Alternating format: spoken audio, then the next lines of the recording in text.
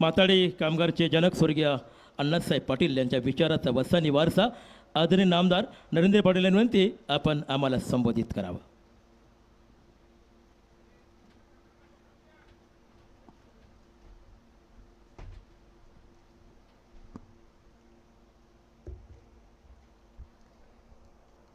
भारत माता की.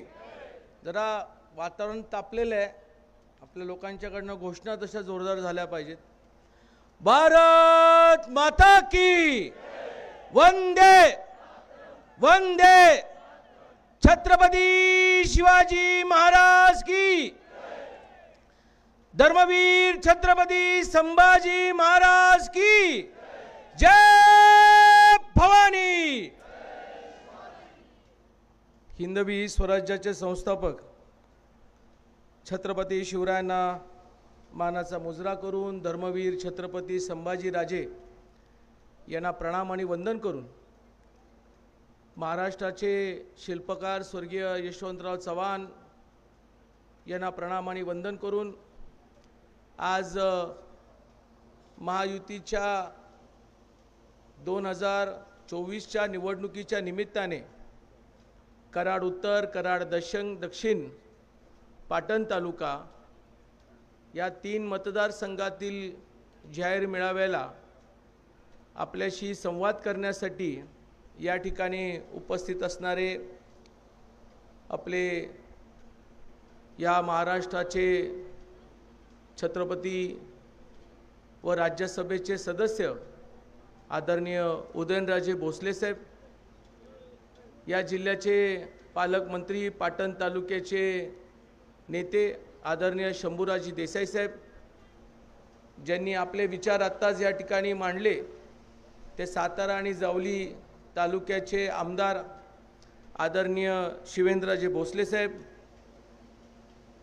लोकसभा प्रभारी नेते आदरणीय डॉक्टर अतुलजी भोसले साहेब, आमचे भारतीय जनता पक्षाचे जिल्ह्याचे अध्यक्ष आदरणीय धैर्यशीलजी कदम साहेब, आमचे मित्र मनोजजी घोरपडे साहेब, रामकृष्ण वेताळ, भरत नाना पाटील, त्याचबरोबर शिवसेनेचे जिल्हा अध्यक्ष आदरणीय जयवंतरावजी शेलार, अक्षयजी मोहिते साहेब, जितेंद्रजी डुबल, राजेंद्रजी माने, भारतीय जनता पक्षाचे आमच्या 3 मतदारसंघातील असणाऱ्या तालुक्याचे प्रभारी आमचे विक्रमबाबा पाटणकर, मंडल अध्यक्ष, शक्ती केंद्र प्रमुख, बूथ प्रमुख, आमचे वॉरियर्स आणि उपस्थित आमच्या व्यासपीठावर बसलेल्या आमच्या भारतीय जनता पक्षाच्या प्रदेश उपाध्यक्षा चित्रालेखाताई माने, कविताताई कचरे, त्याचबरोबर शिवसेना जिल्हाध्यक्ष सुलोचना पवारताई, आमचे पंचायत समितीचे सदस्य पंजाबरावजी देसाई, विजयरावजी पवार, धनाजी पाटील काका, अध्यक्ष भाजप कराड दक्षिण, व्यासपीठावर बसलेले सर्व म्हणजे राष्ट्रवादी अजितदादा पवार गटाचे असणारे पदाधिकारी, भारतीय जनता पक्षाचे पदाधिकारी, एकनाथजी शिंदे साहेब, शिवसेनेचे सर्व पदाधिकारी, मित्रपक्षाचे सर्व पदाधिकारी, आमचे पत्रकार, तालुक्यातली पत्रकार आणि खास करून जिल्ह्यावरून विशेष पत्रकार, या ठिकाणी TV चॅनलचे आलेले सर्व उपस्थित बंधू आणि भगिनींनो, कराड, पाटण, कराड उत्तर आणि कराड दक्षिण अशा 3 मतदारसंघाची सभा आज आपण या ठिकाणी आयोजित केलेली आहे. नक्कीच या सभेचं वैशिष्ट्य म्हणजे पेपर फुटला असा म्हणायला काही चुकीचं ठरणार नाही, परंतु एक औपचारिकता असते की कार्यकर्त्यांशी संवाद करणं. कालपर्यंत आपण 2019 मध्ये याच जिल्ह्याचे निवडणूक भारतीय जनता पक्ष आणि शिवसेना म्हणून आपण लढलो. समोरच्या पार्टीमध्ये त्या ठिकाणी राष्ट्रवादी काँग्रेस म्हणून लढलो. कालांतराने आजची जर आपण परिस्थिती पाहिली या जिल्ह्यातली, तर आज अजितदादा पवार, राष्ट्रवादी काँग्रेस पक्ष, आदरणीय मुख्यमंत्री एकनाथजी शिंदे साहेब, शिवसेना या पक्षाचा आणि मूळ भारतीय जनता पक्षाचं सरकार आणि त्या 3 पक्षाचं मिळून उमेदवार उद्या या निवडणुकीला सामोरं जाणार आहे. या अगोदरच्या वक्त्यांनी डॉक्टर अतुल बाबांनी आणि आदरणीय शिवेंद्र बाबांनी आपल्या विचारांमध्ये देशाचे पंतप्रधान आदरणीय मोदी साहेबांनी ज्या पद्धतीनं विकासाचा धडाका लावला, मग तो विकासाचा धडाका लावत असताना ग्रामीण भागाच्या असणाऱ्या वाडीपर्यंत सामान्य शेतकऱ्यांपर्यंत योजना पोचली पाहिजे, याच्यासाठी काही चांगल्या यंत्रणा त्यांनी त्या ठिकाणी निर्माण केल्या, उभ्या केल्या. एक डिजिटलच्या माध्यमातून लोकांपर्यंत पोहोचण्याचा निर्णय घेतला. नमो ॲपच्या माध्यमातून देशामध्ये किंवा कुठल्या राज्यामध्ये एखादी योजना किंवा एखादा जर चांगलं कार्य झालं तरी लोकांपर्यंत पोहोचण्याचं त्यांनी या ठिकाणी काम केलं. देशामध्ये या देशावरती वारंवार अतिरेकी हल्ल्याच्या माध्यमातून त्या अतिरेकांना घरात जाऊन घुसून मारण्याचाही आदेश त्यांनी त्या ठिकाणी जवानांना दिला आणि तो यशस्वी झाला. देशाची आमची जेवढी बॉर्डर आहे ती बॉर्डर सुरक्षा होत असताना देशामधलेही काही आतंकवादी उचकून काढण्याचं काम त्यांनी वेळोवेळी त्या ठिकाणी केलेलं आहे. नक्कीच दोघांनी देश पातळीवरती मोदी साहेबांनी केलेल्या कार्याचा आणि केलेल्या कामाचा अहवाल देत असताना या उद्याच्या निवडणुकीमध्ये सातारकर म्हणून आपल्या जिल्ह्याला खूप मोठी अपेक्षा आहे. आपण मतदार आहोत, नक्कीच आहे की सातारकर मतदार म्हणून आमच्या जिल्ह्याला, आमच्या असणाऱ्या या मतदारसंघामध्ये उद्याची काय परिस्थिती बदल होणार आहे ही समजणं आणि ते समजून घेतल्यानंतर आमचा विकास आणि आमचे रस्ते, आमच्या त्या ठिकाणी धरणाचं पाणी हे आमच्या पहिल्या सातारा जिल्ह्याला कसं मिळेल याच्यासाठीच आपण त्या ठिकाणी काम केलं पाहिजे असं मला या ठिकाणी वाटतं. नक्कीच 2019ची निवडणूक, ज्या निवडणुकीमध्ये महाराज साहेबांनी आम्ही समोरासमोर होतो, शेजारी आत्ता जरी बसलो असलो तर त्या सगळ्या निवडणुकीचं जे चित्र होतं ते चित्र फारच वेगळं होतं. यदाकदाचित त्यावेळेला 6 महिन्यानंतर एवढा कठोर निर्णय त्यांनी जर घेतला नसता तर मला नक्कीच वाटतं की या महाराष्ट्रामध्ये भारतीय जनता पक्षाचे काही चांगले आमदार निवडून आले असते आणि आमची भारतीय जनता पक्षाची त्या ठिकाणी युती खूप चांगल्या पद्धतीने झाली नसती. कारण काका भिजले आणि मतदार फिरला.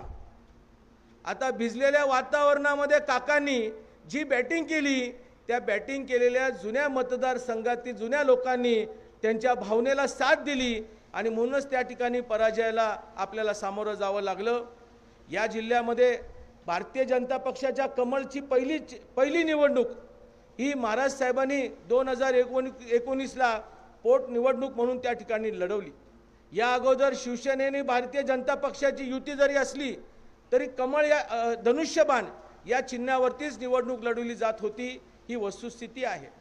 असो, 19 आपण विसरलो जरी असलो तरी 19च्या कालखंडामधले जे प्रश्न आहेत ते अजूनही त्या ठिकाणी प्रलंबित आहेत. माझी आजच्या निवडणुकीच्या निमित्ताने आपल्या असणाऱ्या लोकप्रतिनिधींना एवढीच विनंती आहे की जो मतदार आपला जीव तोडून आपल्यासाठी मतदान करतो त्या मतदारांना कधीतरी कुठल्या तरी माध्यमातून विकासाची गंगा पोचवण्याचं काम आपण प्रत्यक्षात करणं फार गरजेचं आहे. लोकांचा संपर्क झाला पाहिजे. गावातली आणि वाड्यातली जर प्रश्न जर मार्गीस लागले तर नक्कीच दळणवळणाची जी मार्ग आहेत ते त्या ठिकाणी मोठ्या प्रमाणामध्ये उभी होतील. खरं म्हणजे आम्हाला अपेक्षा होती की आज या निवडणुकीच्या माध्यमातून मलाही संधी मिळणार आहे. मी अजूनही महाराज साहेब अपेक्षित आहे. जाहीरपणे तुम्हाला आज व्यासपीठावरती सांगतो, तुम्ही जसं दिल्लीला गेलात साहेब, आमचं दिल्लीला कोणीच नाही साहेब, कोणीच नाही. तुम्ही 10 वर्ष लोकसभेचं नेतृत्व केलेलं आहे. त्यानंतर काही 3 ते 4 वर्ष राज्यसभेचं नेतृत्व आपण करत आहात. परंतु आमचं दिल्लीला खरंच कोण नसताना आम्ही सागर बांगला आणि भारतीय जनता पक्षाचं मुख्य कार्यालय मुंबईचं आणि सातारा कार्यालय यांच्यात आम्ही संपर्कात होतो. त्या दिवशी 5 तारखेला आम्हाला साहेबांनी वेळ दिली, देवेंद्र फडणवीस साहेबांनी. त्यावेळेला आपले सहकारी त्यावेळेला उपस्थित होते. आम्ही दोघांनी चांगल्या गप्पा मारल्या.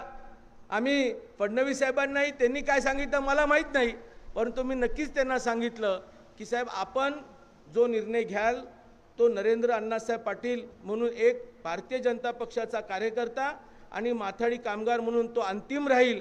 ही गोष्ट आज मुद्दाहून पत्रकारांना यासाठी सांगतो, आमचे काही जुने पत्रकार आहेत 19च्या वातावरणामधले, त्यांनी बरोबर कटशॉट करून काही व्हिडिओज टाकलेले आहेत आणि उगीच वातावरण नरेंद्र वर्सेस महाराज अशा प्रकारचं करण्याचा प्रयत्न त्यांनी केला.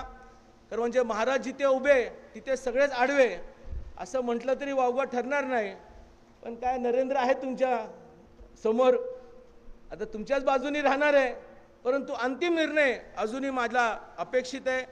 नक्कीच या जिल्ह्यातला खासदार हा आदरणीय पंतप्रधान मोदी साहेबांच्या विचाराचा असावा, कारण त्यांच्या विचाराच्या माध्यमातून आपल्या जिल्ह्यामध्ये सगळ्यात मोठ्या प्रमाणामध्ये 19च्या काळामध्येही सातारा शहरामध्ये जो विकास झाला तो विकास गडकरी साहेबांच्या माध्यमातून त्या ठिकाणी झाला. देवेंद्र फडणवीस त्यावेळेला मुख्यमंत्री होते आणि मुख्यमंत्री असतानाही त्यांनी त्या ठिकाणी खूप चांगला निधी सातारच्या शहरामध्ये देण्याचा प्रयत्न केला. आणि आज आदरणीय एकनाथजी शिंदे साहेब यांनीही साताराला फार उजवी बाजू दिली आणि त्या ठिकाणी प्रचंड निधी आदरणीय शंभूराज देसाई साहेबांच्या माध्यमातून जिल्ह्याला देतात. आज राज्याचा विचार करायला गेला तर मराठा आरक्षणाचा फार मोठा निर्णय आदरणीय मुख्यमंत्री एकनाथ शिंदे साहेबांनी घेतला. पण त्याची खरी सुरुवात देवेंद्र फडणवीस साहेबांनी त्यांच्या मुख्यमंत्री कालखंडामध्ये 12 आणि 13% आरक्षण देऊन मराठा समाजाला एक ताकद देण्याचं काम केलं. अण्णासाहेब पाटील आर्थिक विकास महामंडळाच्या माध्यमातून मराठा समाज हा उद्योजक झाला पाहिजे आणि पारंपरिक महामंडळामध्ये गैरव्यवहार करण्यापेक्षा बँकेमधून कर्ज घ्या आणि कर्ज घेतलेल्या व्याजाचं परतवावा महामंडळाच्या मधून देईल. आपल्या व्यासपीठावरती एक बँकेचे नेते, दोन खरं म्हणजे नेते आहेत, आदरणीय पालकमंत्री शंभूराजी देसाई यांच्याही बँकेमधून शिवदौलत बँकेमधून प्रचंड चांगल्या पद्धतीने मराठा समाजाला न्याय मिळाला. अतुल बाबा भोसलेंची पण बँक आहे. ही बँक स्वतः उद्योजक करण्याकरिता कर्ज देते आणि प्रत्यक्षामध्ये ते बघते की पारंपरिक महामंडळामध्ये गैरव्यवहार हा कुठंतरी देवेंद्र फडणवीस साहेबांनी तो संपवला आणि ऑनलाईन पद्धतीच्या माध्यमातून मराठा उद्योजक करण्याचा प्रयत्न केला. आज तो यशस्वी होण्याच्या मार्गावरती आहे. आज माझ्याकडे आकडे नाही आहेत, नाहीतर आकडे असते तर दोन्ही बँकेच्या असणाऱ्या दोन्ही नेत्यांना त्यांच्या केलेल्या कामाच्या बद्दलचं अभिनंदन मी केलं असतं. परंतु नक्कीच जिल्ह्यामध्ये जिल्हा बँकेनेही जसं शिवेंद्र बाबांचं नेतृत्व होतं, आता नितीन काका पाटील आहेत जे आपले राष्ट्रवादीचे आहेत, यांनी जिल्हा बँकेमधून हजारो कोटीचा निधी आम्हाला दिलेला आहे. सारखी संघटना स्थापन केली. आज मराठा आरक्षणामध्ये आदरणीय एकनाथ शिंदे साहेबांनी खूप मोठी भूमिका त्या ठिकाणी राबवली.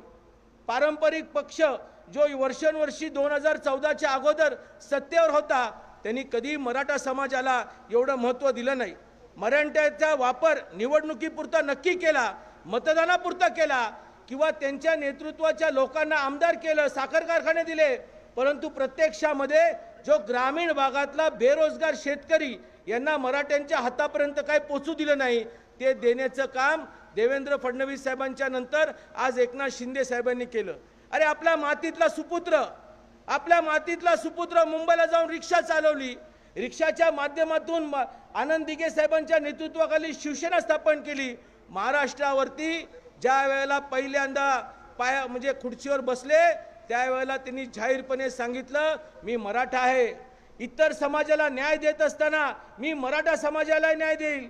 पण आपल्या जिल्ह्यामध्ये पृथ्वीराज चव्हाण साहेबांसारखा एक आमदार हे राज्याचे मुख्यमंत्री झाले, परंतु त्यांनी कधीही मराठा हा शब्द आपल्या जवळ चिटकूनही त्या ठिकाणी दिला नाही. मंडळी, आजच्या निवडणूक 2024च्या निवडणूक सामोरं जात असताना आपल्याला या सगळ्या गोष्टीचा विचार केला पाहिजे. खासदारकीच्या माध्यमातून केंद्रामधून आलेला निर्णय, राज्यामधून मुख्यमंत्री म्हणून एकनाथजी शिंदे, देवेंद्र फडणवीस साहेबांची आणि भविष्यामध्ये अजितदादा पवारांच्या माध्यमातून येणारी विकास गंगा, या सगळ्यांना पाहता आपल्याला चांगला उमेदवार जो पक्ष ठरवेल त्या उमेदवाराला मतदानाच्या माध्यमातून त्या ठिकाणी निवडून आणायचं आहे. एवढंच या ठिकाणी सांगतो. आदरणीय छत्रपती उदयनराजे भोसले साहेबांकडे कधीही आमच्या दोघांमध्ये कुठलाही मतभेद नसतो, परंतु कधी असं वाटतं की महाराज साहेब आपणही थोडंसं लोकांपर्यंत पोहोचत असताना आमच्यासारख्या कार्यकर्त्यांच्यावरती छोटं मोठं लक्ष घालावं. आम्ही काही एवढी माणसं नाही. 19ला तर तुमच्याबरोबर आमचे भाऊ होते, आमच्या युनियनचे पदाधिकारी होते. ज्या निवडणुकीला आम्हाला ह्यांच्या सगळ्यांकडनं साथ अपेक्षित होती त्यावेळेला घरातली माणसं त्यांच्याबरोबर होती, युनियनची माणसं त्यांच्याबरोबर होती. एकतर बहादर सकाळी माझ्यावर फिरायचा आणि रात्री महाराजांच्या समोरचे असणारे सगळे काही व्यवहार ते त्या ठिकाणी सांभाळायच्या, ही वस्तुस्थिती होती. परंतु सातारकरांनी आणि मतदारांनी जो काही मला 4,50,000चा जो निकाल दिला, खरंच त्याचं सगळ्यांचं धन्यवाद आणि आभार मानले पाहिजे. त्यावेळेला लोकांनी, तळागाळातल्या लोकांनी पाठ दिली, पाठीशी उभे राहिले. महाराजांचा विजय झाला, तो विजय आम्ही स्वीकारला. परंतु सातारकरांनी जे पाठीशी उभे राहिले, ग्रामपंचायत न लढवणाऱ्या माणसालाही 15 दिवसाच्या आतमध्ये एवढ्या चांगल्या प्रकारे पाडवळ जिल्हा देतो, ही फार जमेची बाजू आहे. आणि म्हणूनच आपण येणाऱ्या उद्याच्या निवडणुकीला आपण खूप चांगल्या पद्धतीनं प्रचंड मताने, मला कल्पना आहे की दिल्लीवरून तिकीट जरी फायनल झालं असलं तरी अधिकृतपणे घोषणा झाल्यानंतर प्रचंड मताने, एवढ्या मताने त्या ठिकाणी आपण निवडून द्यावं, जे मागचे सगळे रेकॉर्ड तोडतील आणि चांगल्या मताने आपल्या असणाऱ्या महायुतीच्या उमेदवाराला द्यावं, एवढीच मी त्या ठिकाणी मतदार बंधू आणि भगिनींना विनंती करतो आणि माझे लांबलेले विचार त्या ठिकाणी थांबवतो. जय भवानी, जय शिवराय. धन्यवाद.